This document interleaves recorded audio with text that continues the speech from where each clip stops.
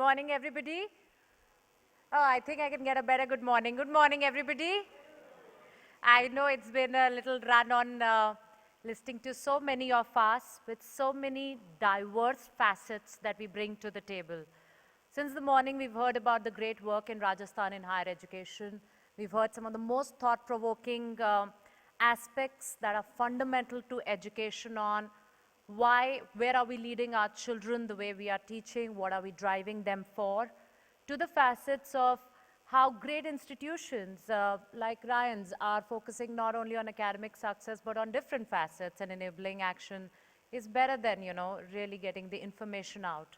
And then on top of that, we looked at, I think, one of the most stellar initiatives that government brought in, that was the Atal Tinkering Lab. I think the first tangible initiative that went across not only public but the private sector across. And I think we should give a big round of applause, because I think in the last 5 years, if there is one standout initiative that went across every school, was that. I bring another facet to this, and before this we heard how the international world around us is creating and frog leaping, if I must say, into achievements of various millennial goals that have been established and what we can do as a country to put together. I bring to you a very unique facet, and that's a facet of, today at Smartclass, we are privileged to work with 5 million children across 5,000 schools. And I've been associated with digital learning for more than a decade and a half in helping children learn better. But today I want to bring you a perspective not from an organization that invests into working with children, but as an organization that also hires extremely aggressively to see what we're really showing is, are we really trying to get at the end of the education process the people who join us to work and build the India of tomorrow, what is really the output of the talent that we get into. And for that, I think I'll take a leaf from Ryan's book and maybe do an activity. All of you have a notepad in front of you, yes? Can you please take out one sheet? Can I get a hand mic as well?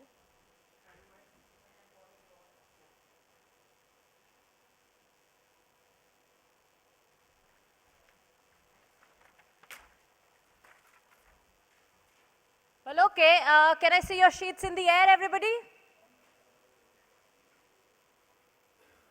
Well, I got to see more hands and more sheets around. People at the back, that table around there. All right, great. Does the mic work, or we'll do it? Okay, 2 rules of the game. Number 1, you got to close your eyes, okay? And number 2, so number 1, you close your eyes. And number 2, you'll follow the instructions that I give what to do with this paper. So the only thing in your hands should be the paper. If you put down your pen, your mobile phones for a second, and we'll play a short activity to drive the point that I'm really getting on. Okay, sheets in the air?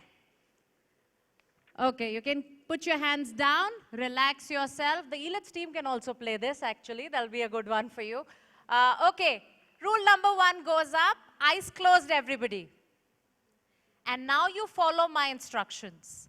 I want you to fold the paper into half.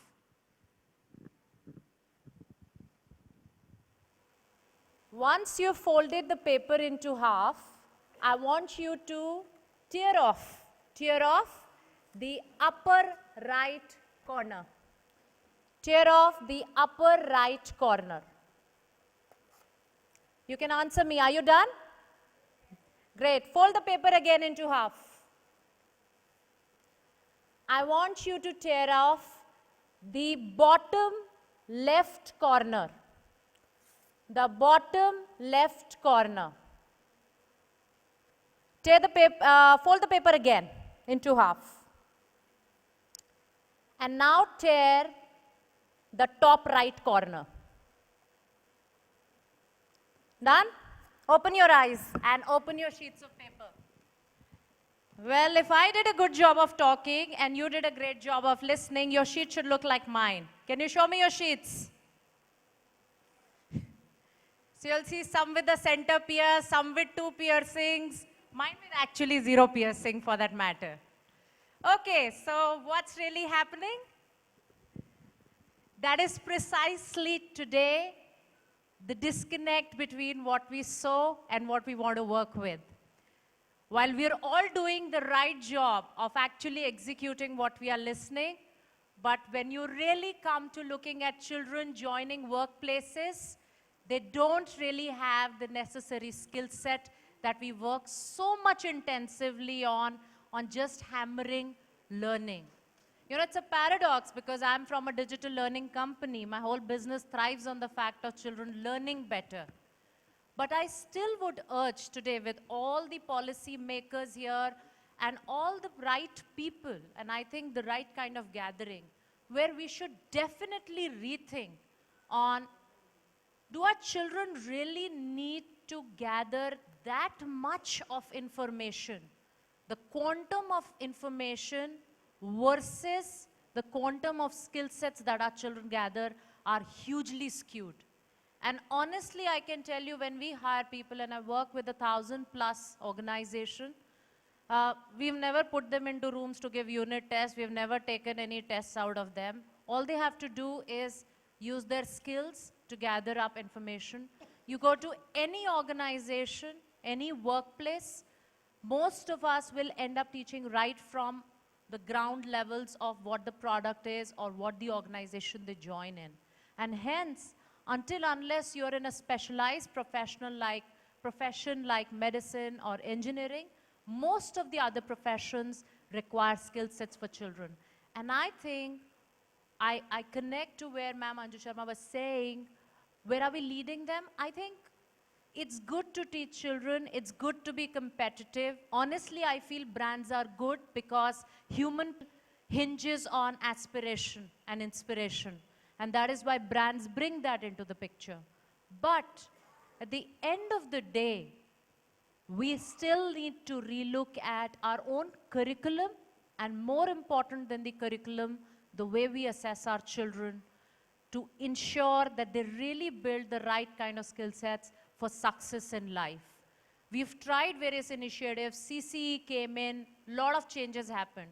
But till our children don't go through a foundation of the same kind of assessment through their 10th and 12th standard, which are determining their eventual higher education or life purposes, we will continue to ram the information through them, whether they like it or not, whether we like it or not, because that's an eligibility they have to cross if they want to go further. So that's a thought that I believe during the course of these 2 days we should debate on is, do we really have to continue with the same assessment system? Because assessment is the engine that pulls the instruction. The moment you stop, you change the way you assess, the moment instruction changes the ways that it runs. Thank you so much for having me here, and best wishes to the entire team of eLITS and Digital Learning Magazine. Thank you, ladies and gentlemen.